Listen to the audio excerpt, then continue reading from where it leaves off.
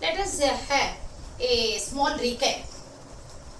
Reproductive system in male or female, it is made up of the reproductive or the genital or the sex organs. These sex organs are the primary sex characters of an individual.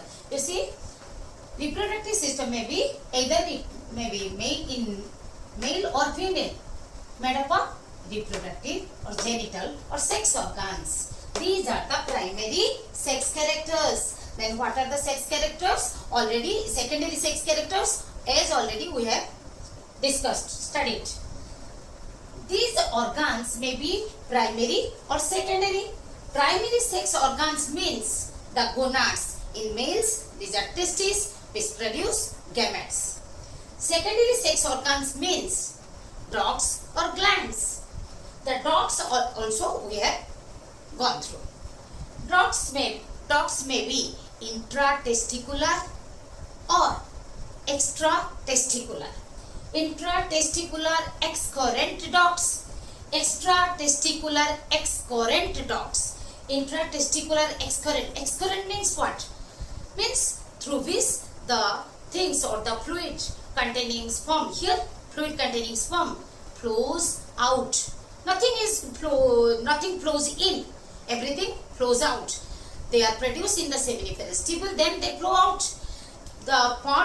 Those ducts which are found within the testes, they are called intratesticular excurrent ducts. Which are found outside which ducts are found outside the testes, they are called extratesticular excurrent ducts. Then what are intratesticular excurrent ducts? That is starting from the terminal part of the seminiferous tubule, straight tubule, and the network of tubules called rete testis. Then what are the extratesticular excurrent ducts? These are starting from vasa efferentia, epididymis, then vas deferens, ejaculatory duct, even the terminal duct of both the excretory and reproductive is urethra, that is common duct. Now the glands, accessory glands or secondary glands. What are the accessory or secondary glands? That means there must be the primary glands. Already I have told you, testes are the in male testes, or in female the ovaries. They are the primary glands. These are the endocrine glands. Already you have studied in the first year last chapter. So here the accessory secondary sexual glands are, they are a pair of seminal vesicles, a single prostate gland, and a pair of Cowper's or bulbourethral glands. We will discuss this in a comparative manner. Let us study the glands in a comparative manner. As we have discussed, seminal vesicles, prostate gland and Cowper's gland. The seminal vesicles are found in a pair, and prostate gland found in a single gland, as a single gland. Bulbourethral or Cowper's gland, these are found in a pair. Glands means they secrete. The contribution of the different glands to the semen is 60%. Seminal vesicles contribution to semen is 60%. Contribution of prostate gland is 25%, and contribution of the Cowper's gland is 15%. These are the seminal vesicles are present behind the urinary bladder, whereas prostate gland is present below the urinary bladder, and Cowper's or bulbourethral gland present below the prostate gland. These seminal vesicles are convoluted. Means how? What is the shape? This is the shape. Not firm. The border is many folded and open through a duct. Ducta seminal vesicle. Even the seminal vesicles and Cowper glands, these are having the single dot, whereas the prostate gland has many dots. Single gland but many dots. These are paired glands. Each gland open into the target dot through a single dot. The size of the seminal vesicles is 5 cm. The size of the prostate gland is about 3 to 4 cm. The top to bottom is 3 cm. Side to side is 4 cm. And Cowper's gland, that is about half centimeter or 0.5 centimeter. And what is the shape of the prostate gland? They are lobuled. Remember, lobe means a big piece. Lobule means when we divide the lobe into many small pieces, then that they are called lobules. So this gland is lobuled, lobular and compact.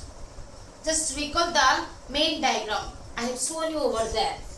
And Cowper's glands are P-shaped. These are it runs from, means here is the prostate gland. Then below it, if you will draw the front view of the male reproductive system, below the prostate gland, how these are found is the P-shaped. This secret, or the secretion of all these three type of glands is alkaline. Generally, they neutralize the acidity of the urethra and vagina, as well as the nutrients present in this secretion. They nourish the spermatozoa or sperms. Then, particularly, how they are different in their secretion. Seminal vesicles secrete yellowish viscous fluid. Yellowish viscous alkaline fluid. Viscous means semi-solid, thick. And prostate gland secrete milky white watery alkaline fluid. Milky white watery alkaline. Whereas the Cowper gland's secretion is clear alkaline.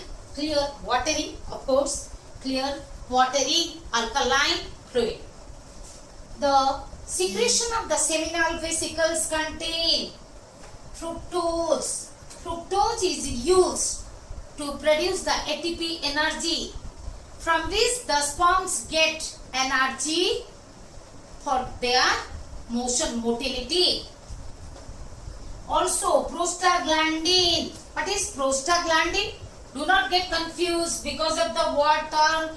It is similar, somewhat similar to prostate gland. It is prostaglandin is secreted by seminal vesicles. Remember, no relation with this gland. Prostaglandin, they aids the motility of the sperm. How?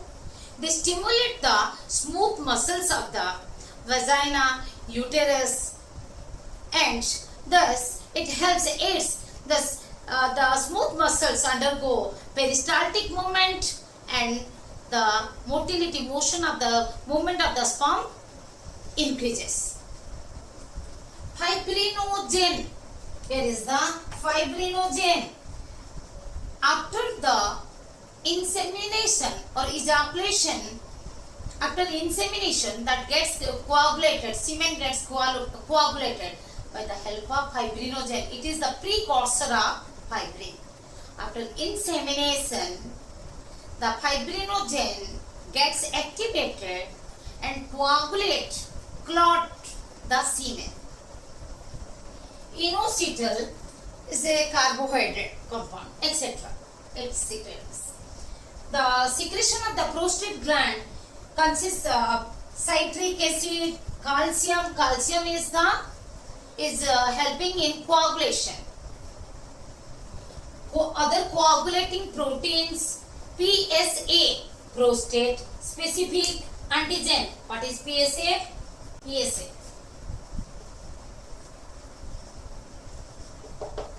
Prostate specific antigen. PSA is not coagulated within the tract of or the duct of the male reproductive system. Why?